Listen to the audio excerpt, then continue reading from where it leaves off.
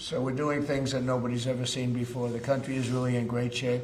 We have a large armada, flotilla, you can call it whatever you want, heading toward Iran right now, even larger than what we had in Venezuela. It's still in front of Venezuela. The Venezuelan situation, the leadership is doing a very good job. We're very happy, and we're getting along very, very well.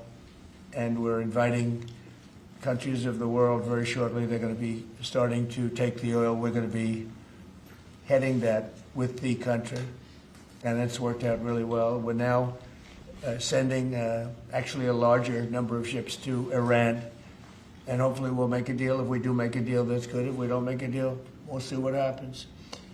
But this is going to be exciting. So I'm going to ask, and he really is a legend. He's a great man. I've known him for a tremendously long time. I refuse to say how. We were both young. Now we're both a little older. We refuse to say old, but we're a little older. But Roger Penske is the chairman, as you know, of Penske Corporation. He's got everything you can imagine, mostly, I think, to do with automotive. And I'd like to ask him to say a few words about the event, because this is going to be, they're putting everything behind it, and I think it's going to be really exciting. Roger, please. Well, thank you, Mr. President. This is a really amazing time for us as a company to support the 250th anniversary for the country. And there's no better way for us to bring automotive and speed into the D.C. area and to have the opportunity to be able to compete here with our Indy cars. As you know, we own the Indianapolis Motor Speedway, and we are taking that history of over 100 years and the speed and what's taken place there with the different manufacturers and bringing it here to this race will be amazing. Certainly the Freedom 250, when you think about it, it's just a byproduct of what the President has done during this year. And this will be an event, obviously, in August, which will make a huge difference. And we're excited. Be areas for people to see. Most of the grounds will be free. So it's going to be an economic benefit to the area, to the city, and obviously, with our Fox partner, Eric Shanks, will be our media partner. And believe me, what they did for us at Indy this past year, they're going to take that and put it on steroids, really, and take it to the next level. So thank you, Mr. President, for allowing us to come into your city. That's so great, Roger. Thank you. Great man. Eric, I'd like to have you say a few words. He's done a fantastic job at Fox, and he's really excited about this, and I know they're going to lay it on the line. Eric, please. Sure. Well, thank you, Mr. President, for having us here today. Big shout out to Secretary Duffy. This project was kind of on life support until you stepped in recently and got us here today. Secretary Burgum, your team has been absolutely incredible. Explain how many times you came to Washington trying to do this. I think Bud came here 81 times. 81 meetings I had in Capitol Hill. Meeting with senators, meeting with people at the Capitol. And they all wanted it. Everybody wanted it, but they couldn't figure it out. It was crazy. 80 some odd times. That's pretty amazing. So go ahead, please. Well, it's a real honor to be a partner with Roger and IndyCar. And at Fox Sports, we do the biggest events in sports. This year we have the FIFA World Cup that we'll be celebrating here as well. And then dovetailing right after that, to be able to celebrate America's birthday on Fox is an absolutely incredible honor. And everyone at Fox Sports can't wait to see exactly how this is going to unfold and bring it to life. So, Mr. President, thank you again for signing this today. And the big thing, it's August 21st through the 23rd, and I believe the race is on the 23rd, right? Yes. That's going to be incredible. They're going to have practice sessions. It's going to be just a very exciting period, I think, for Washington. If I could, I'd like to ask Sean Duffy, the Secretary of Transportation, who's terrific and doing a great job. Much more important than Sean is we have Rachel Campos Duffy here, and she's one of the greatest people I know and one of the greatest people on television, so most of you know her, but I don't think we'll have her speak about the race because she knows less about it than anybody up here. But she is fantastic. Sean, please. So the President gave us all a directive, which I'm grateful for. We're going to celebrate America's 250th birthday, and he asked all of us to think outside the box. How do we make this historic and cool, and let's all do this together? And he loves the country and loves the birthday, and So we at DOT were working on this concept. We didn't know at the same time Penske was working on the same project too. And so we've come together, and Doug has been a wonderful partner. But to think 190 miles an hour down Pennsylvania Avenue, this is going to be wild.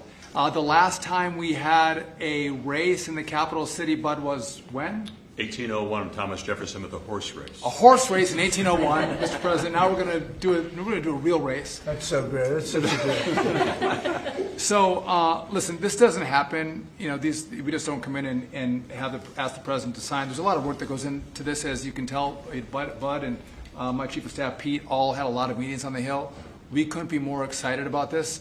Again, I'm going to repeat: this is free for the American people to come to your nation's capital and see a great road race. Freedom, America, speed, and road racing. It doesn't get more American than that, Mr. President. So thank you for signing this, and thanks for all of your support. Fantastic, and what a job you've done. They put it together very quickly. They've been coming here for years, and everybody wanted it. You know, every senator wants it, every Congress, everybody wants it, but they don't get things done.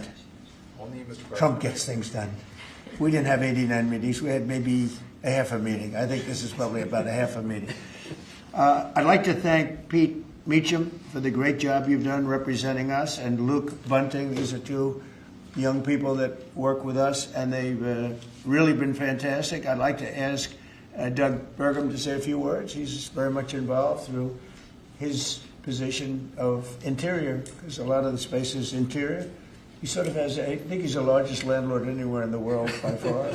So Doug, could you say a few words, please? Yeah, absolutely. Thank you, Mr. President. This birthday that's coming up, the 250th anniversary of America, Freedom 250, is the most monumental birthday maybe of any country ever in the history of the world. And President Trump, with his directive to celebrate this thing, we've got what's more American than race car driving? What's more monumental than the Indy 500 as an icon of what's going on in our country? And so merging the history and the tradition of our capital, Washington, D.C., with the speed and the innovation that goes on in the IndyCar series is incredible. And it's a great metaphor, because the speeds we're talking about is the speed of President Trump.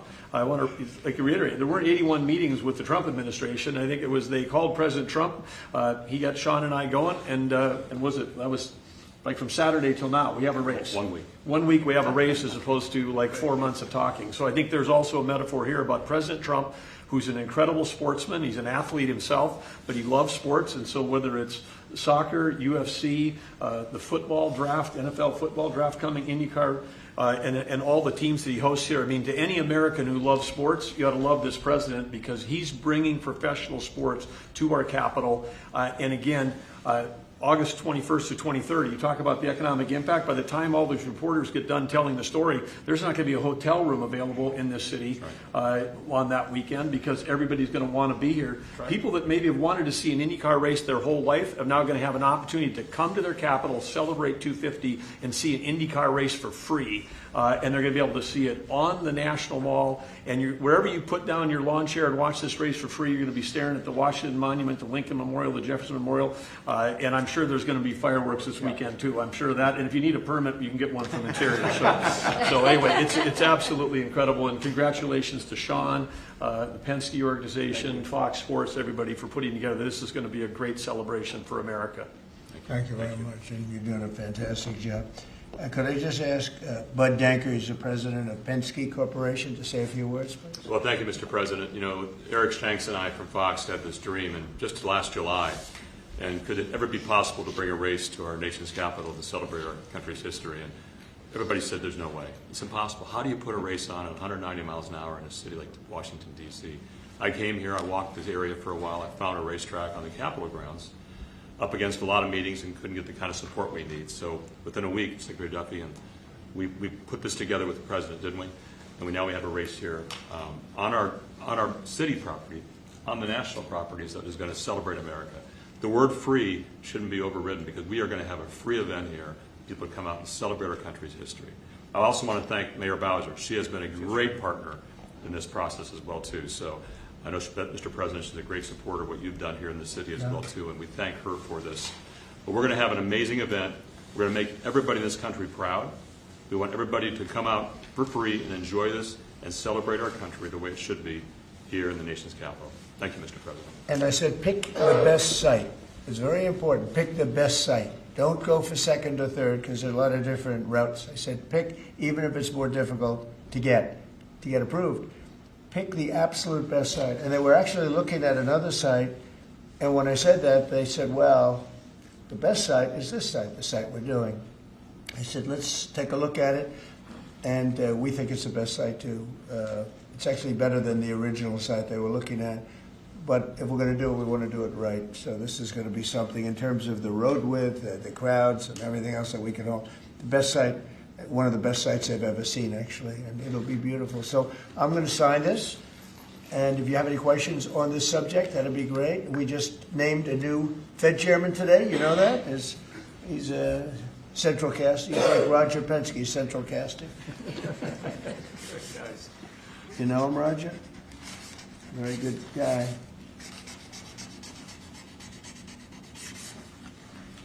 Roger, no auto pen. I didn't use an auto pen. Here, Roger, take that. I will. Thank you, Mr. President. Oh, it's great. Here you go, my man. I don't want to sign each letter. You know, they sign each letter. They hand pens. I used to watch these presidents. One letter. You got to see what it looks like at the end. Never looks too good. Here, Rachel, take that. For your team. Thank you. Congratulations. This is really exciting. Thank you. On the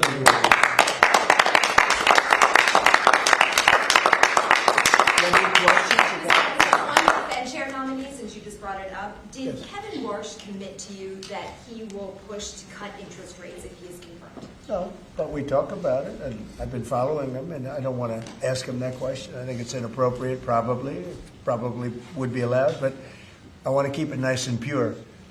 But he certainly wants to cut rates. I've been watching him for a long time. Senator Thomas, did you have any concerns about his hawkish history of pushing for rate hikes? He's going to want to do the same thing. I think that, yeah, I've had times when I think you've had to really have rate hikes too.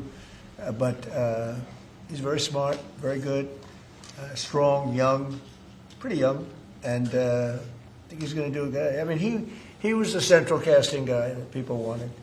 Kevin was great. I tell you what, I met numerous people. Every one of them were fantastic, really fantastic. I wanted to keep Kevin here, and I thought that I called Kevin 1, Kevin 2. And we have, I said, it's going to be a Kevin, but Kevin really has been fantastic at the White House. You all know him. You know him very well. And so we have Kevin W. Are you concerned, Mr. President, about the confirmation hearings? We've heard No. Senator Tillis. No. You think with the DOJ investigation that's going on? This is, in the whole country, I would say that this was the perfect candidate. This was not a surprise or anything. This was the man that's most qualified. Top student, best schools, everything was like perfect. Youngest person ever to serve on the Fed. Got the whole package. Looks don't mean anything, but he's got the look, right? Roger, looks don't mean anything, but if they have the look, it's okay. But he's got the whole package, and I think he's going to do a great job, and he loves the country. Mr. President, why are you Yeah, wait. Will you speak to Please, in the back, yes. Are you giving Iran any kind of deadline to make a deal before potentially taking Only military they action? know for sure. Have you communicated that to them Yeah, directly? I have. Mr. President, do you have a timeline for when you're going to pull back potentially the federal presence there? No, we'll see how it all works out.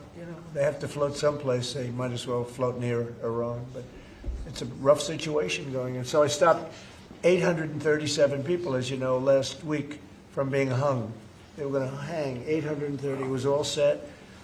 And I mean, I'm looking at the people behind me. They're saying, what kind of racing's a lot nicer than that. They were going to hang 837 people, and I told them, if you do it, you're going to pay a price like nobody's ever paid before. They pulled back. I appreciated that. But a lot of people are being killed, so we'll see what happens. I can say this, they do want to make a deal. Virginia, actually. Virginia flipped the governors, and now they're looking at 50 proposals to increase taxes. What do you think about that? Well, I think it's terrible. I think a lot of people will leave Virginia. I saw that. Look, Glenn was a friend of mine, Glenn Youngkin, and worked so hard on cutting taxes. This woman came in and in one swoop, she raised everything up higher than it ever was. I don't understand it. I mean, people voted for Democrat, but she came in and she raised, and I'll work with her like I work with everyone else, but she came into Virginia, raised everything to a point like taxes that nobody ever even heard of before. And I don't understand. How do people get elected with this kind of philosophy? This is only in the very modern age. You know, I grew up and I've always heard politicians will cut taxes, will cut everybody screaming we're going to cut taxes. I cut taxes. I gave you the biggest tax cut in the history of our country in the great big beautiful bill. No tax on tips, no tax on Social Security, no tax on overtime. Interest deductions, Roger, when somebody buys a car, they can deduct the interest if they borrow money. That's the biggest thing in terms of the car business, right? American-made ones. Correct. So we have, you know, I give tax cuts and they give tax increases. I don't know how they get elected. They get elected because they cheat. You want to know the truth? If they didn't cheat, they'd have no chance. They have horrible policy. Transgender for everyone. They have the little thing about open borders so that the world's prison population and mental hospitals can be emptied into our country. It's just a crazy... Men playing in women's sports. Roger, are you a fan of men playing in women's sports? Only as a bettor. You'd like to bet. You're not a big fan. I don't think so. I don't want to get him in trouble, but I think he joins in 99% of. They say it's an 80-20 issue. I think it's maybe 99. It's 99-1. Mr. President, why are you suing the administration and the IRS? Why are you suing? Who are you with? I'm with ABC News. You're a loud person. Very loud. Let somebody else have a chance. Can you answer the question? Why are you suing IRS? ABC fake news. You're suing. Go ahead. I didn't call on you. Go ahead, please. Go ahead. Yeah. Do you think the upcoming ABC, talks, by the way, is truly one of the worst. Go do you ahead. think the upcoming talks between Russia and Ukraine stand a chance without Yeah. U.S. envoy Witkoff and Jared Kushner there? I think they stand a chance. We've been trying. I've ended 8 wars. All of them I thought were going to be maybe tougher than this one. But Zelensky and Putin hate each other, and it makes it very difficult. But I think we're getting very close to getting a settlement. Hundreds of thousands of people, mostly soldiers, have been killed. Last week they lost 29,000 people. Last month they lost 29,000 soldiers. Can you believe that, fellas? 29,000. You lose one race driver, and it's a big deal. 29,000 soldiers in 1 month. 27,000 the month before. I think that we have a good chance of getting it settled. Yeah, ma'am, please. Mr. President, on the Warsh nomination, what is your strategy for getting past the hold that Senator Tillis has on this process? He said he won't allow. Well, that's that kind of thinking is why he's no longer a senator. He's going to be out of office. It's too bad. I always liked Senator Tillis actually, but he did some things that were not smart. And whatever. I mean, if he doesn't approve, we'll just have to wait till somebody comes in that will approve it, right? So that's it. But I saw that. He wants to be an obstructionist. But we have a lot of obstructionists. I've had a lot. And we've created the best presidency maybe ever. Yeah. If Iran doesn't make a deal, is your plan to replicate there what you just did in Venezuela? I don't want to say that. I don't want to talk about anything having to do with what I'm doing militarily. But we have a tremendously powerful fleet there. We have the most powerful ships in the world. We have the most powerful military by far in the world. We showed that on numerous occasions. I mean, I rebuilt the military in my term. If I didn't do, I wouldn't, I think, be able to say that. But I rebuilt the military, the entire United States military in my first term. And now we're building it bigger, better, stronger than ever before. I'm adding to it. We're adding something called a battleship. You would find this interesting. The old-fashioned, beautiful battleships? And we're adding up to 25 of them. Each battleship is 100 times more powerful than the battleships of the 1940s, those big, powerful ones with the guns, because of what the ships carry. But we're going to build 10. And then we'll see how we like them, and we're going to go and do another 15 after that. It could be up to 25 battleships, 100 times more powerful. Can you imagine that? And it's peace through strength. We don't want to use them, but if we have to use them, we will. Mr. President, On the Fed, Should the DOJ continue with its investigation into Jay Powell? That seems to be a sticking point for Senator Tillis. Well, he's got a building that, I build buildings, and I build them under budget, ahead of schedule. I build them, but they're within reason always. And this is a small little complex that's costing billions of dollars, most expensive job per square foot ever built. And it's a little complex. It's a little Fed complex. I built the hotel on Pennsylvania Avenue, and I built it for around $200 million. And it's bigger than that. They're spending many times that amount to do a renovation of a building.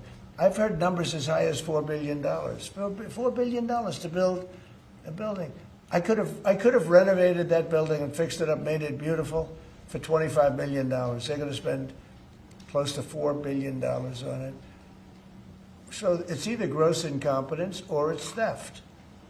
Somebody's making money because you can't spend. It's more per square, and you have half a building there. You have the structure, you have the exterior skin that they're not changing much. They're building a building and they're spending almost, I'm hearing numbers of between $3 and $4 billion. It's the most expensive structure ever built per square foot. So he's either incompetent or he or somebody is a crook. And we'll find out. Mr. President, Do you think President, on Minneapolis, Governor Tim Walz recently likened the conflict on the ground to Fort Sumter, sort of implying that this is the beginning of a civil war. Do you agree with that characterization? Do you feel like there's a civil war brewing in Minneapolis? Well, does he know what Fort Sumter was, or do you think somebody wrote it out for him? No, this is, I was elected on law and order. I was elected on a strong border. We had a border that allowed 25 million people to come in. Many were murderers. They murdered people. We had 11,888 murderers.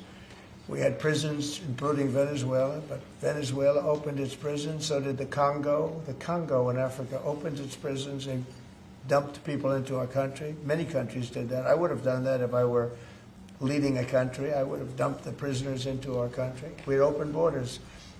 We had all these things. I was elected on law and order. I was elected on the economy. I was elected on a lot of reasons because when I took over, we inherited a mess.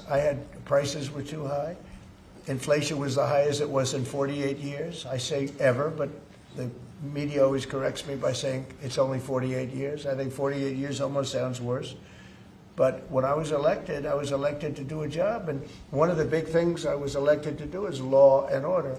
We now have the lowest crime rate in the history of our country. We have the lowest murder rate in the history of our country. We have Washington, D.C., which was a dangerous place to walk, is now a totally safe city. You can walk with your husband or your wife. You can walk with your children right down the middle of the city. Nothing's going to happen. We did a great job. We had the National Guard. We have soldiers. We have people that nobody's going to mess with. And we've taken out, remember, it's not just that. In Washington, we've removed over 2,000 criminals. And, if you look at the numbers, a very small percentage of your population, 2%, 3% of your population causes 90% of the crime. So when you move with small, it's amazing how that works. But the criminals go over and over and over again. So 2 to 3% of your population can cause over 90% of your crime. So it's not that complex. We moved 2,000 people out of Washington. We brought them back to their countries where they came from. They came through open borders by Sleepy Joe Biden.